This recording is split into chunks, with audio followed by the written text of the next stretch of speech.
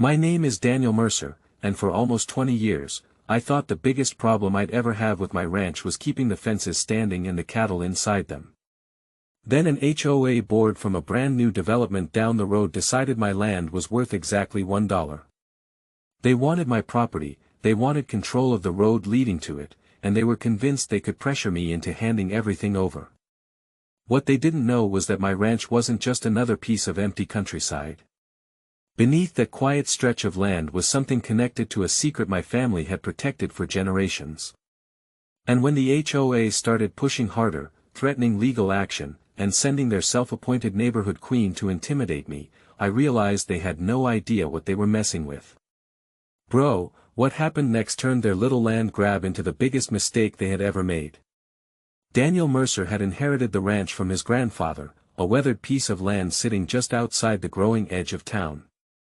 It wasn't glamorous, and honestly, most people probably would have driven past it without giving it a second glance. There were old wooden fences, a battered barn, a farmhouse that had survived more winters than Daniel cared to count, and several hundred acres of open ground stretching toward a line of distant hills. But to Daniel, that land was priceless. Every fence post had a story. Every field carried a memory. His grandfather had taught him everything there, from repairing equipment to reading the weather, and after the old man passed away, Daniel made a promise that he would never sell the ranch just because someone offered him money. He had no idea how quickly that promise would be tested.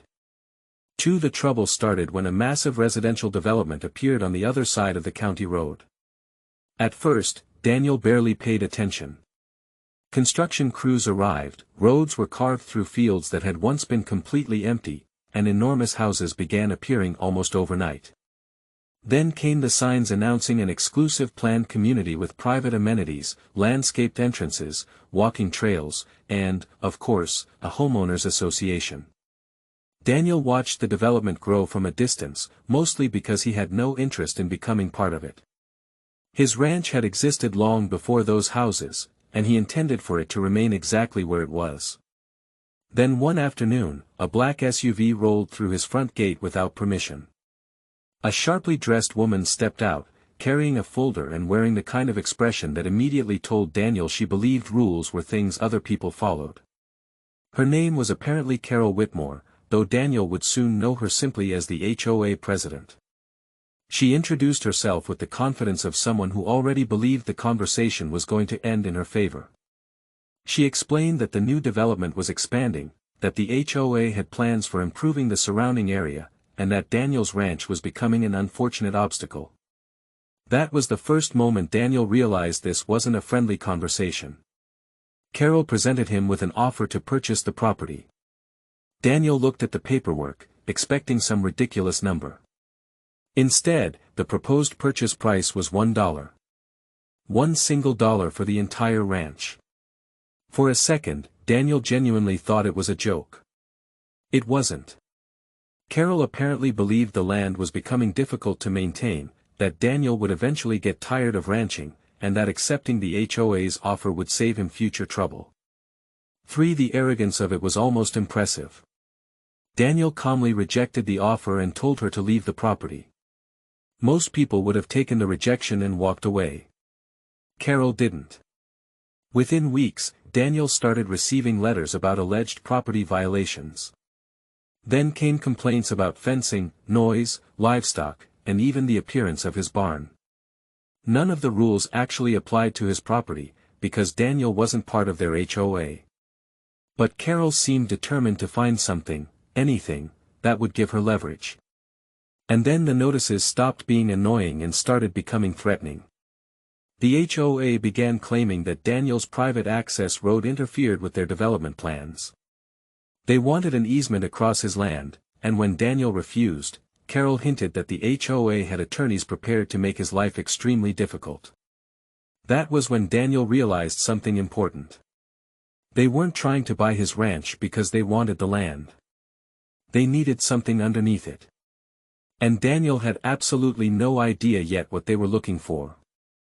Daniel started digging through his grandfather's old records, not literally at first, but through dusty filing cabinets in the farmhouse office.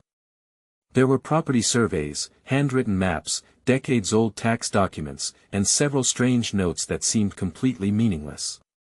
Then he found an old survey map with one section circled in red ink. The marking was nowhere near the house or barn. It was deep beneath the northern pasture, exactly where the HOA had suddenly become interested in gaining access. Bro, that was the moment everything started feeling different. Daniel compared the old map with the new development plans he had received from the county. The proposed expansion appeared to run directly toward the same section of his ranch. At first, he wondered if it was simply a coincidence. Then he noticed something else. For the HOA's requested easement followed almost the exact path shown on his grandfather's handwritten map. Daniel confronted Carol by refusing another meeting and sending everything through his attorney instead.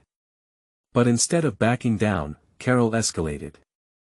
She began telling neighbors that Daniel was being unreasonable and that his refusal was putting the entire development at risk. Rumors spread that the ranch was contaminated, that Daniel was hiding something, and that the property might eventually be seized through legal proceedings.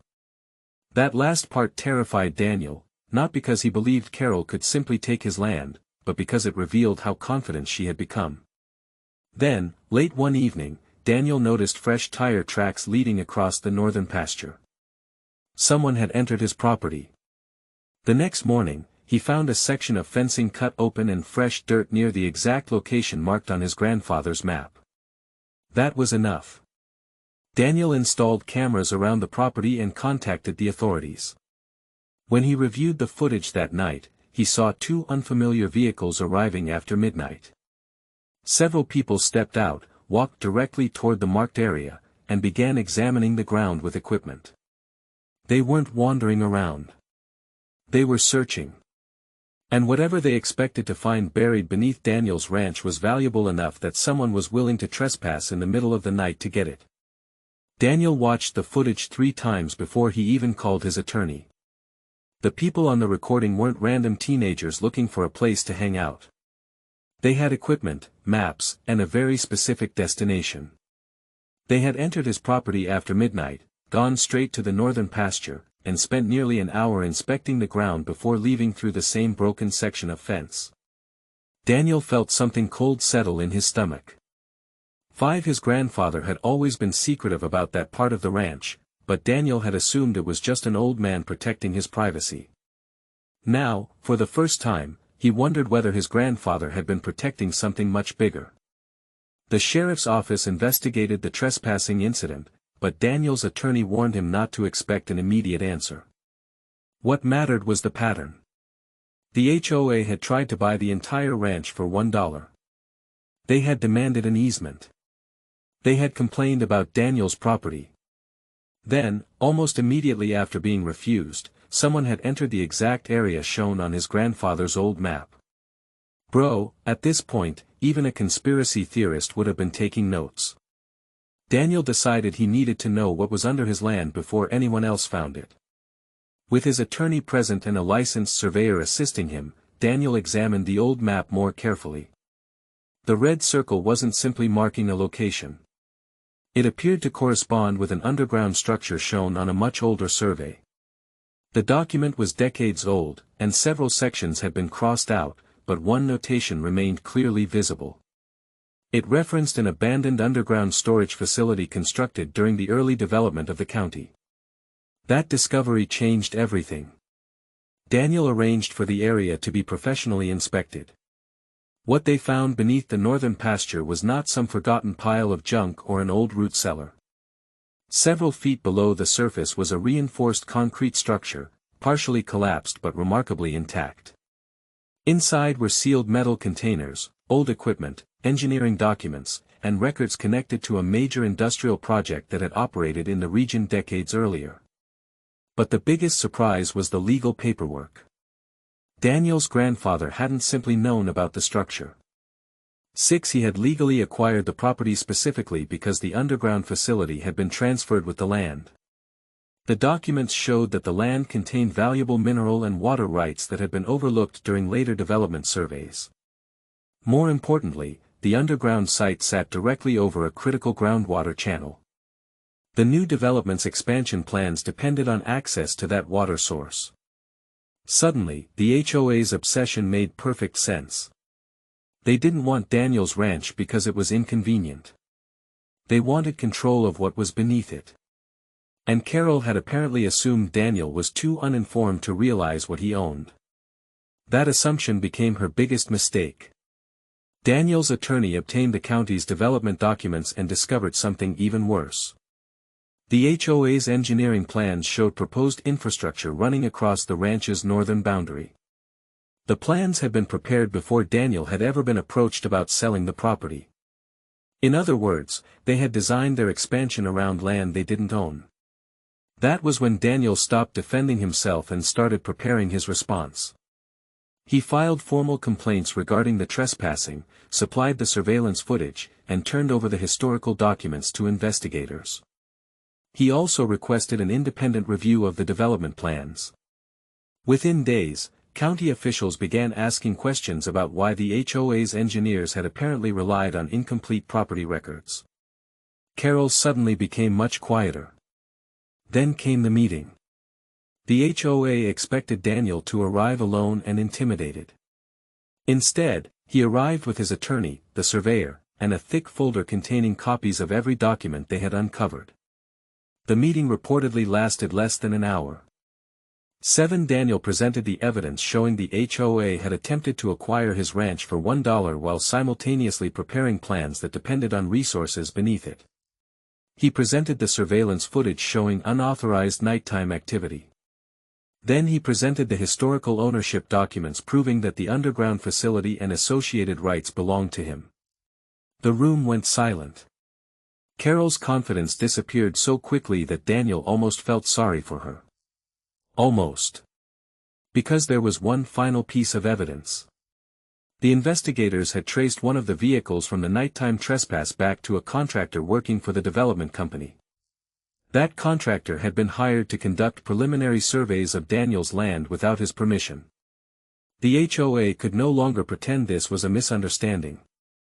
The county froze the relevant development plans pending investigation. The HOA was forced to halt its attempts to obtain access to Daniel's property, and the trespassing investigation continued.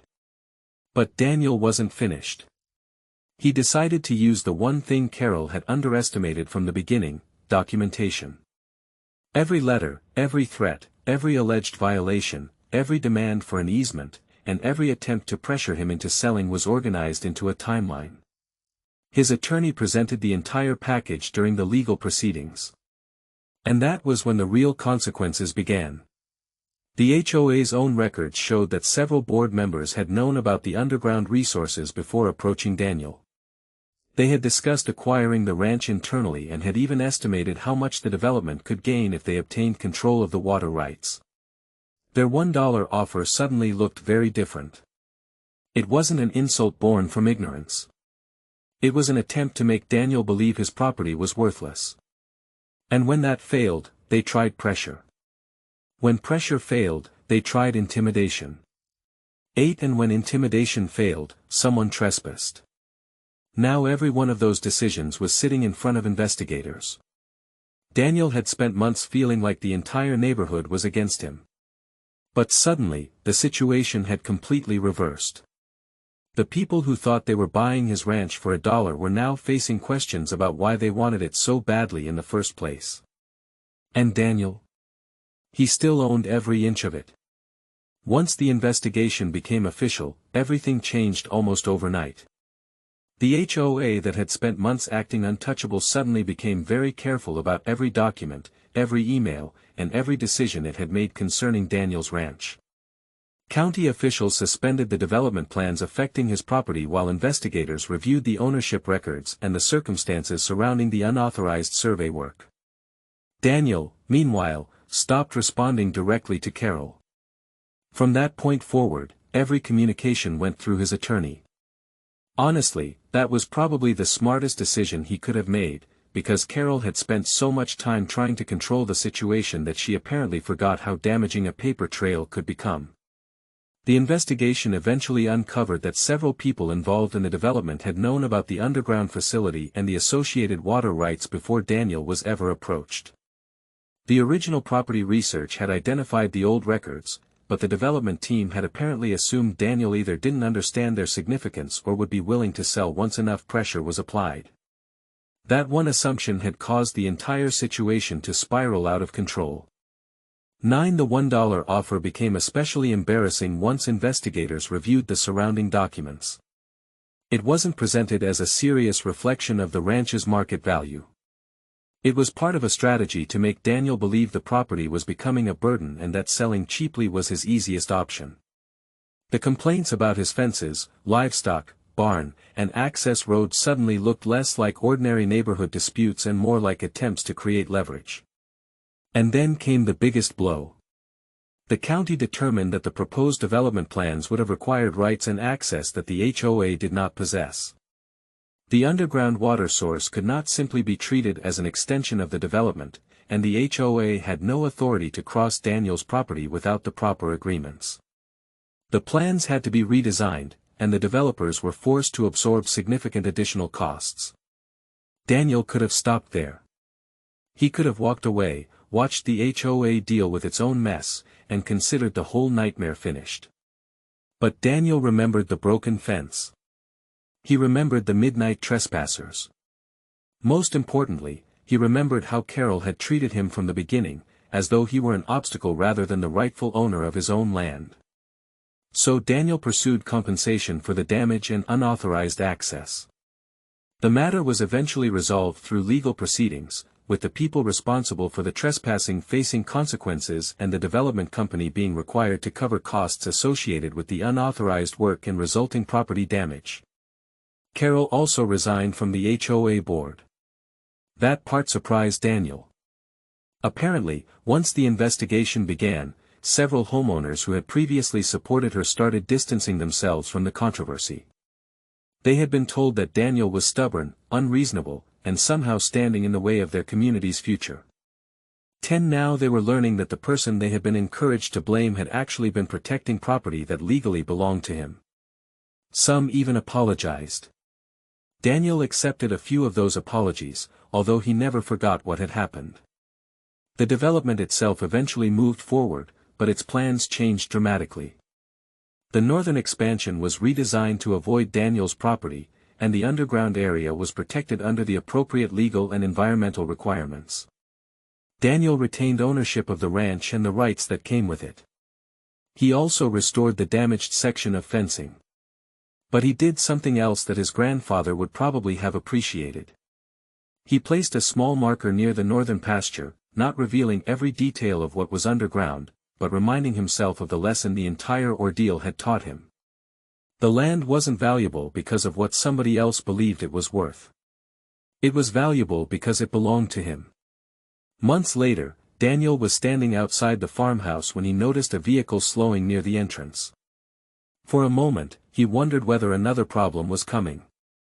Instead, the driver stopped and handed him a letter. It was from the county. The final review had confirmed Daniel's grandfather's historical ownership records and recognized the ranch as the legitimate holder of the relevant property interests. Daniel read the letter twice. Then he laughed. After everything, the threats, the insults, the trespassing, the legal pressure, and the ridiculous $1 offer, the ranch was still his. The people who had tried to make him feel powerless had only succeeded in exposing how badly they needed something he already owned. And that was the part Daniel never forgot. They thought they were negotiating from a position of power because they had money, lawyers, developers, and an entire HOA behind them. Daniel had something much simpler. He had the deed. He had the evidence. And he had refused to sell. Sometimes, that's all it takes to turn somebody else's perfect plan into their worst mistake. Looking back, Daniel said the strangest part wasn't discovering what was buried beneath his ranch. It was realizing how confidently people had assumed he would surrender something they had no right to take. Bro, that's exactly how entitlement works in real life. They convince themselves that your property, your time, and your boundaries are negotiable. Carol tried to turn Daniel into the problem, but every threat only created more evidence against her. In the end, the ranch stayed with the person who actually owned it, while the people chasing it had to answer for their own choices. If this story had you hooked, hit like, subscribe, and share it with someone who loves a good karma story.